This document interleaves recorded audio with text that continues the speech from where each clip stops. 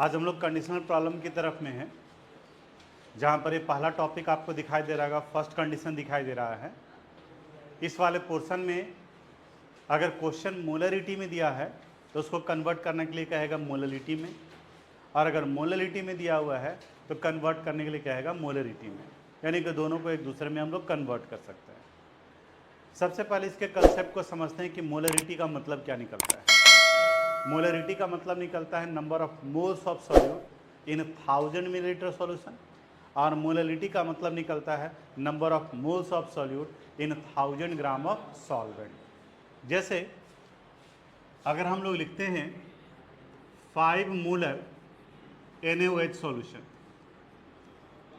NaOH solution, तो molarity देखो यहाँ 5 मोलर है, इसका मतलब निकला 5 mole of NaOH sodium hydroxide in 1000 millilitre solution, 1000 millilitre solution. लेकिन वही यहाँ 5 मोलर के बजाय 5 मोलर NaOH सॉल्यूशन दिया रहता, मोलरिटी दिया रहता, तो जरा आप बताओ तो इसको क्या लिखते हैं हम लोग। 5 मोल of NaOH in 1000 gram of solvent, 1000 gram of solvent, यानी यहाँ 1000 मिलीलीटर निकल रहा है वो भी सॉल्यूशन का, और यहाँ 1000 ग्राम निकल रहा है किसका, सॉल्वेंट का। इसको जैसे ही आप अलग करोगे तो 2-3 इंफॉर्मेशन आपके पास में चला आया। Number of mole of solute आ गया। सॉल्यूट का अगर मोलर मास पता है तो मोल इज इक्वल टू होता है मास बाई मोलर मास, तो mass would be equal to mole into molar mass, यानी कि मास निकाल सकते हैं। यहाँ पर इनका सॉल्वेंट का मास पता है तो फिर सॉल्यूशन का मास निकाल सकते हैं, इस अनुसार से कन्वर्ट कर सकते हैं। एक आध क्वेश्चन पर आते हैं तब जाकर के कंसेप्ट क्लियर होगा। जैसे देखो यहाँ बोर्ड पर एक क्वेश्चन दिखाई दे रहा है, करा if the concentration of an aqueous solution of NaOH is 5 molar, किसका, NaOH का, then what would be its concentration in terms of molality, density of the solution is 1.1 ग्राम पर मिलीलीटर। आप बताओ, थोड़ा रिस्पॉन्ड करोगे, बताओ यहाँ पर मोलरिटी दिया हुआ है या मोललिटी दिया हुआ है। ठीक है, मोलरिटी कितना मोलरिटी है, तो 5 मोलर NaOH दिया हुआ है, सोडियम हाइड्रोक्साइड सॉल्यूशन। अभी बताएं, बोलो इसका मतलब क्या निकलेगा। 5 mole of NaOH in 1000 millilitre of solution, 1000 millilitre of solution. अब यहाँ से इसका मोल पता चल गया और सॉल्यूशन का वॉल्यूम पता चल गया। अब डाटा सेपरेट करते हैं, बोर्ड पर ही ध्यान देना। दैट इज, देखो तो mole of NaOH sodium hydroxide कितना दिया हुआ है, 5। बता सकते हो सोडियम हाइड्रोक्साइड का मोलर मास कितना होता है, 40 ग्राम पर मोल। अब यहाँ से अगर हम लोग सॉल्यूट का मास निकाल लें, मास ऑफ NaOH, ध्यान देना, मोल इज इक्वल टू होता है mass by molar mass, mole is equal to mass by molar mass, तो mass would be equal to mole into molar mass. तो यहाँ लिखेंगे mole into molar mass, mole into molar मास।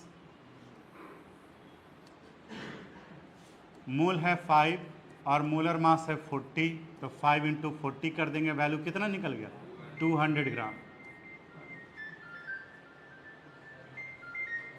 चलो देखो यहाँ, ये 200 ग्राम सॉल्यूट का मास इसलिए निकाले क्योंकि हमें सॉल्वेंट का मास चाहिए, और सॉल्वेंट का मास निकालने के लिए सॉल्यूशन में से तो सॉल्यूट को माइनस करना पड़ेगा। तो यहाँ ये 200 ग्राम हुआ। अब देखो तो यहाँ सॉल्यूशन का वॉल्यूम दिया हुआ है, वॉल्यूम ऑफ सॉल्यूशन कितना दिया हुआ है, 1000 मिलीलीटर। बताओ इस क्वेश्चन में डेंसिटी दिया हुआ है सॉल्यूशन का 1.1 ग्राम पर मिलीलीटर। तब यहाँ से मास निकाल लेंगे, डेंसिटी इज इक्वल टू क्या होता है फार्मूला, मास बाई वॉल्यूम, तो mass would be equal to density into volume, तो mass of solution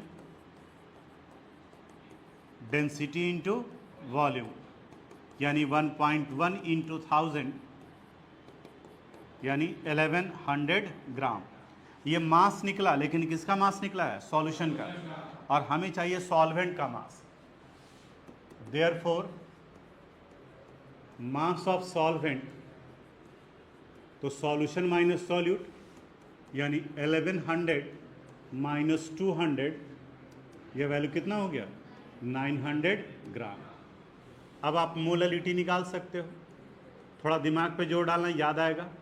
molality is equal to number of mole of solute divided by mass of solvent, और अगर ये ग्राम में है तो मल्टीप्लाई कर देंगे 1000 से। Number of mole of solute कितना था? देखो तो इस कितना है? 5 मोल।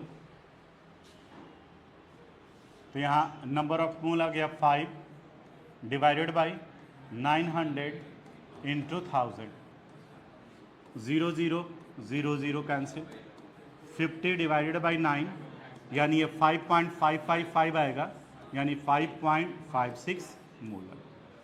कंसेप्ट क्या रखना है? मोलरिटी हो या मोललिटी हो, दोनों में से सॉल्यूट के मास को हम निकाल लेंगे पहले।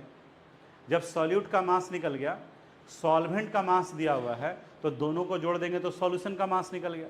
सॉल्यूशन का मास और डेंसिटी दिया हुआ है तो वॉल्यूम ऑफ सॉल्यूशन निकल जाएगा, और वहाँ से करके निकाल सकते हैं।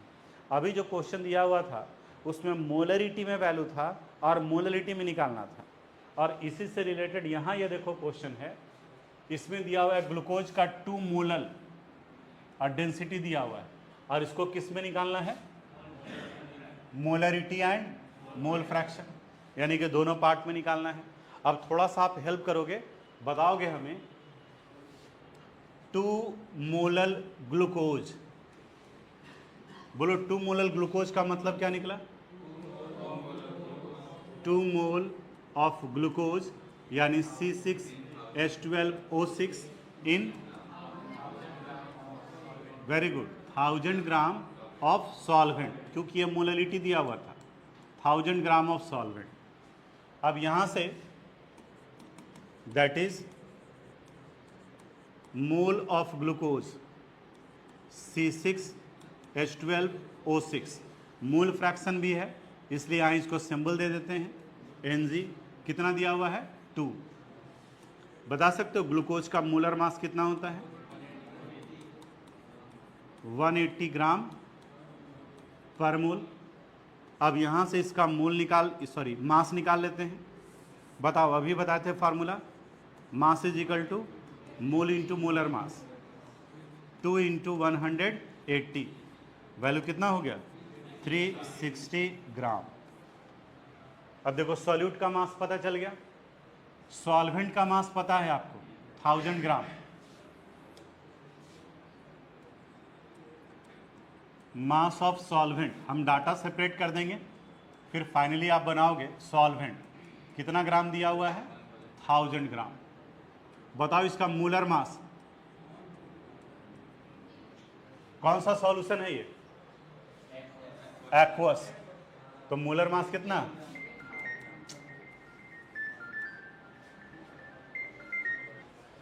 मोलर मास 18 है, तो बताओ तो इसका मोल कितना आ जाएगा? 1000 डिवाइडेड बाई 18, यानी वैल्यू कितना आ गया? 55.56। ये नंबर ऑफ मोल किसका निकल गया? वाटर का। आपको निकालना होगा। देखो ग्लूकोज का मोल पता है, वाटर का नंबर ऑफ मोल पता है, तो मोल फ्रैक्शन निकल जाएगा। अब दूसरा काम रह गया मोलरिटी निकालने के लिए, तो मोलरिटी के लिए हमें वॉल्यूम चाहिए, और वो भी किसका? सॉल्यूशन का। तो सॉल्यूट का मास पता है हमें, सॉल्वेंट का मास पता है, तो आप जरा बताओ, सॉल्यूट का मास पता है, सॉल्वेंट का मास पता है, तो मास ऑफ सॉल्यूशन निकालेंगे, बोलो कितना आ जाएगा? 1000 प्लस 360, यानी 1360 ग्राम। अब इसके बाद density of solution,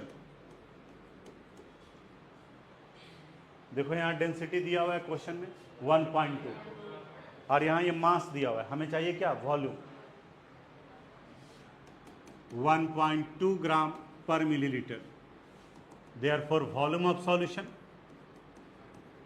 mass by density, यानी 1360 डिवाइडेड बाय 1.2 मिलीलीटर। अब सिर्फ फार्मूला लिखना है तुमको और वैल्यू पुट कर लेना है। तो इसको कॉपी कीजिए। आए हुए हैं हम सर से थोड़ा सा 5 मिनट मिल लेते हैं, बात कर लेते हैं, तब तक इसको कंप्लीट कीजिए, फिर कंडीशन 2 और कंडीशन 3 पर आते हैं। तो पता हो गए। हाँ चलो देखो, यहाँ अगर मोलरिटी निकालना हो तो molarity is equal to number of mole of solute by volume of solution.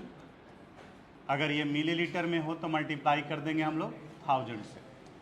Number of मोल कितना आया है 2, 1360 डिवाइडेड बाय 1.2 इंटू 1000।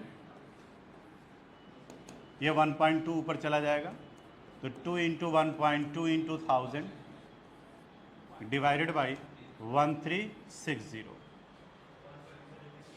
देखो कितना आ रहा है 2 इंटू 1.2 इंटू 1000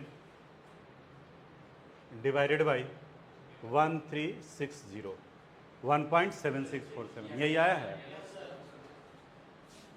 यानी 1.76 मोलर। वो 2 मोलर था। दूसरा पार्ट मोल फ्रैक्शन निकालना था। तो अगर ग्लूकोज का मोल फ्रैक्शन निकालेंगे तो number of moles of glucose by number of moles of glucose plus number of moles of water. तो ग्लूकोज का नंबर ऑफ मोल 2 था, 2 प्लस 55.56, 2 डिवाइडेड बाई 57.56।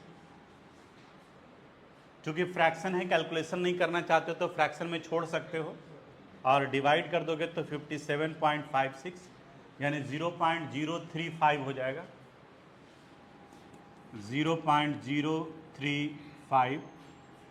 और वहीं अगर मोल फ्रैक्शन वाटर का निकाले तो 1 माइनस 0.035। बताओ कितना वैल्यू आ जाएगा। तो जो नहीं बना पाए हैं वो जल्दी से कैलकुलेट कीजिए, अगले कंडीशन पर बढ़ेंगे हम लोग। अब यहाँ सेकंड कंडीशनल प्रॉब्लम पर आ गए हम लोग। यहाँ कर if A solution of known concentration is diluted by adding suitable solvent, यानी कि कोई सॉल्यूशन ऑलरेडी बना हुआ है, उसमें अगर आप ऊपर से सॉल्वेंट ऐड कर देंगे तो जब सॉल्वेंट ऐड करोगे तब उसका कंसंट्रेशन चेंज हो जाएगा। तब इस वाले पार्ट में हम लोग सीखेंगे कि अब उनका नया कंसंट्रेशन क्या बन जाएगा। उसके लिए हम लोग को एक फार्मूला यूज करना पड़ेगा, C1V1 is equal to C2V2। C1V1 is equal to C2V2, जहाँ पर C1 रिप्रेजेंट करता है इनिशियल कंसंट्रेशन को। एक दो क्वेश्चन इस पार्ट से रिलेटेड है, ध्यान से देखोगे। इनिशियल कंसंट्रेशन को V1 रिप्रेजेंट करता है इनिशियल वॉल्यूम को, इनिशियल वॉल्यूम को। C2 रिप्रेजेंट करता है फाइनल कंसंट्रेशन को, फाइनल कंसंट्रेशन। और V2 रिप्रेजेंट कर रहा है फाइनल वॉल्यूम को।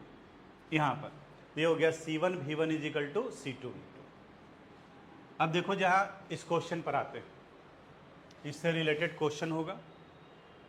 यहाँ कराई 300 millilitre aqueous solution of glucose having concentration 2 molar is diluted by adding 200 milliliter of water, then determine the concentration of the dilute solution। Board पर देखना, यानी इस क्वेश्चन में कह रहा है कि यहाँ पे ऑलरेडी बना हुआ है 300 मिलीलीटर। बताओ कितना मोलर है, क्वेश्चन लिखा हुआ है कितना मोलर, 2 मोलर। अब इसी 300 मिलीलीटर में ऊपर से पानी डाल देते हैं, कितना वाटर मिलाया जाता है, 200 मिलीलीटर। तो कह रहा है कि जब वाटर ऐड किए तो अब बताओ कि इसका मोलरिटी वैल्यू कितना होगा, यानी कि मोलर कंसंट्रेशन कितना होगा, वो निकालना है यहाँ पर हम लोगों को। अब इसके लिए हम लोग फार्मूला यूज करेंगे, C1V1 is equal to C2V2। देखो यहाँ जो कंसंट्रेशन है इनिशियली, ये C1 हो गया, ये V1 हो गया, ये जो निकालना है वो C2, और इनका ये वॉल्यूम क्या हो गया V2। देखो C1 पता है, V1 पता है, V2 पता है, तो C2 निकल जाएगा। तो हम लोग पहले डाटा सेपरेट कर लेते हैं। बताओ C1 के लिए कितना लिखेंगे? 2 मोलर। V1 के लिए 300 मिलीलीटर।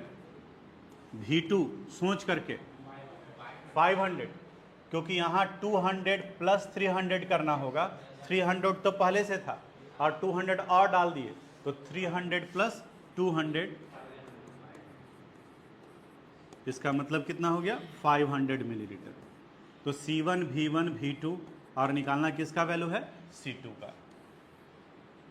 फार्मूला पढ़े हम लोग, C1 V1 is equal to C2 V2, therefore C2 would be equal to C1 V1 divided by V2। यही होगा ना? C1 का वैल्यू 2, V1 का वैल्यू 300 और V2 का वैल्यू कितना है? 500। तो यहाँ 0 0 0 0, 3 2 जा कितना हो गया? 6/5, यानी 1.2 मोलर। 1.2 मोलर। समझ में आया? इसके बाद वाले क्वेश्चन में थोड़ा सा चेंज कर दिया है। क्या कर दिया है? जो ध्यान से पढ़ोगे तब पकड़ में आएगा। कह रहा है how many millilitre of water should be added, यानी ये जो डायग्राम बनाए थे हम लोग, इसमें 200 मिलीलीटर वाटर ऐड किया जा रहा है, तो वो पूछा जा रहा है कि कितना पानी हम ऐड करेंगे, किस लिए, क्या चेंजेस करना है? 4 molar 200 millilitre solution to get the solution of 1 molar concentration, कि अब इनका कंसंट्रेशन घट करके कितना हो जाए? 1 मोलर हो जाए। तो आप बताओ, तो यहाँ पर according to question initial concentration कितना है? 4 मोलर। इनिशियल वॉल्यूम बताओ कितना है? कितना? 200 मिलीलीटर। फाइनल कंसंट्रेशन कितना चाहिए? 1 मोलर। तो पहले V2 निकाल लेते हैं। तो C1 V1 is equal to C2 V2, therefore V2 would be equal to C1 V1 divided by C2, यानी 4 इंटू 200 डिवाइडेड बाई 1, वैल्यू कितना आ गया? 800 मिलीलीटर। लेकिन इसका 800 मिलीलीटर आंसर नहीं आएगा।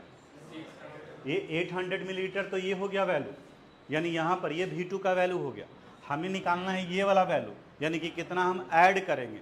और यही स्टूडेंट जल्दीबाजी में गलती करता है। ऑब्जेक्टिव क्वेश्चन में पहला ऑप्शन 800 ही रहेगा। अब यहाँ निकालेंगे added amount of water,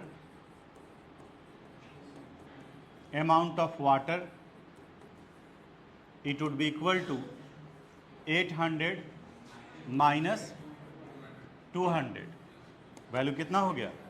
600 millilitre. ये इस कंडीशन से रिलेटेड था। इसको जल्दी से कॉपी करो तो फिर थर्ड वाले कंडीशन पर आएंगे, जो कि इसका लास्ट होगा।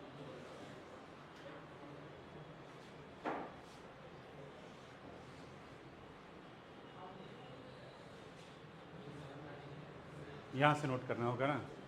चेंज करें? चेंज करें ना? हो गया? ये टॉपिक लिखो। कॉपी कर लिया आप लोग?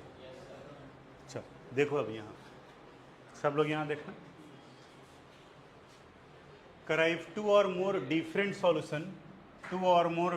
solution of identical chemical substance are mixed together, यानी कि 2 या 2 से अधिक सॉल्यूशन को मिक्स कर दिया गया। जैसे यहाँ देखो, सॉल्यूशन ए, यहाँ सॉल्यूशन बी और यहाँ सॉल्यूशन सी है। मान लें कि इसका कंसंट्रेशन C1 है, वॉल्यूम V1 है, इनका C2 है, V2 है, C3 है, V3 है, ऐसे ही और भी हो सकता है। तो इस वाले पार्ट में कहता है कि final concentration into final volume would be equal to आएगा C1 V1 plus C2 V2 plus C3 V3 and dot dot dot, इस तरीके से। अब यहाँ जो कैपिटल V है, ये अलजेब्रिक सम के बराबर होता है। V1 plus V2 plus V3 इनके सम के बराबर होगा। जैसे यहां देखो क्वेश्चन करा, if solution of 2 molar concentration and 100 millilitre volume, आप बताओगे हमें फिर C1 V1, 1 molar concentration of 200 milliliter volume and 3 molar concentration and 300 milliliter volume are mixed together, then what would be the final concentration of this solution? तो आप बताओ यहाँ पर according to question C1 का वैल्यू कितना है, कितना 2 molar, V1 का वैल्यू बताओ 200, 100, ठीक, 100 मिलीलीटर। C2 का वैल्यू बताओ 1 नहीं 1 मोलर बोलोगे। V2 का वैल्यू बताओ 200 मिलीलीटर। C3 का वैल्यू बताओ 3 मोलर और V3 का वैल्यू 300 मिलीलीटर। तो आपसे पूछा जा रहा है C, कैपिटल C का वैल्यू कितना होगा। V हम लोग निकाल सकते हैं V1 plus V2 plus V3। V1 का वैल्यू कितना है 100, V2 का वैल्यू कितना है 200 और V3 का वैल्यू है 300। बताओ कितना हो गया 600 मिलीलीटर। अब फार्मूला यूज करते हैं, C into V is equal to C1 V1 plus C2 V2 plus C3 V3। C into V का वैल्यू हो गया 600, C1 बताओ, याद रहेगा तो बताना, 200, 1 200 और 3 300, यानी 2 into 100 plus 1 into 200 plus 3 into 300। तो C into 600 is equal to 200 plus 200 plus 900। Therefore C would be equal to, add कर दोगे 1300 डिवाइडेड बाई 600, 0 0 कैंसिल हो गया, 13 बाई 6 2 पॉइंट समथिंग आ जाएगा, 13 डिवाइडेड बाई 6 2.166, बोलो क्या लिखेंगे 2.17 मोलर। एक चीज़ ध्यान देना, अलजेब्रिक सम सिर्फ वॉल्यूम का निकलता है, कंसंट्रेशन का नहीं निकलेगा। जैसे आप पढ़े होंगे फिजिक्स में भी कि एक 10 डिग्री सेल्सियस है 1 लीटर और 80 डिग्री सेल्सियस है 2 लीटर, तो दोनों को मिला देंगे, तो मिलाएंगे तो वॉल्यूम तो 3 लीटर हो जाएगा, लेकिन जो टेम्परेचर है वो एवरेज निकलेगा। एक 10 है, दूसरा क्या है 80 है, दोनों को ऐड करके 90 नहीं करेंगे हम लोग। उसी तरह से कंसंट्रेशन जो है एवरेज पर निकलता है और वॉल्यूम जो है अलजेब्रिक सम पर निकलता है। ये पार्ट हुआ। तो सॉल्यूशन के कंसंट्रेशन से रिलेटेड ये तो वही पार्ट है जो अभी हम लोग स्टार्ट किए थे, मोलरिटी इनटू मोलरिटी। तो कंसंट्रेशन से रिलेटेड ये पोर्शन कंप्लीट हुआ। अब इसके बाद हम लोग को पढ़ना है सॉल्युबिलिटी और हेनरीज लॉ। तो सॉल्युबिलिटी और हेनरीज लॉ जो है वो अब अगले क्लास में स्टार्ट करेंगे, इसको आप कॉपी कर लीजिए।